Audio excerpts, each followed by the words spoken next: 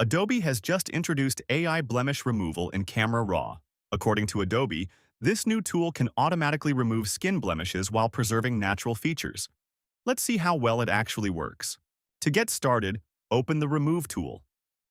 Under Distraction Removal, select Blemishes and click Apply. Camera Raw will immediately use AI to scan the face and automatically detect skin blemishes such as acne, blemishes, and other small imperfections. The entire process only takes a few seconds. Next are the two main adjustment sliders. Amount controls how aggressively temporary blemishes, like acne, are removed. The higher the value, the more AI will remove. Fade controls permanent features such as moles and freckles. By default, it's set to 50 to preserve some of these details. Increasing it to 100 will fade or remove them completely.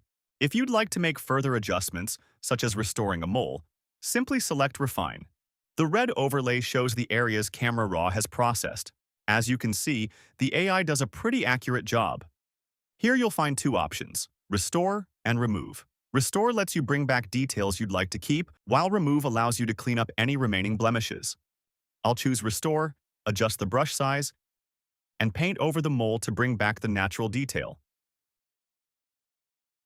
Once you're happy with the result, just click Apply.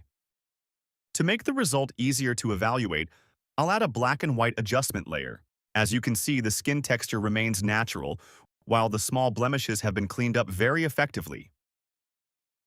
Based on this test, I think this is one of the most useful AI features Camera Raw has introduced in recent updates. If there are multiple people in the photo, Camera Raw will automatically detect each face. You can then adjust each person individually, rather than applying the same settings to everyone. I think this is a great addition to a portrait editing workflow. The AI can quickly clean up small skin blemishes, reducing the amount of manual retouching needed, especially when working with large batches of portraits. Of course, AI is still just a tool. In some cases, Camera Raw may not detect blemishes accurately or may remove some natural details.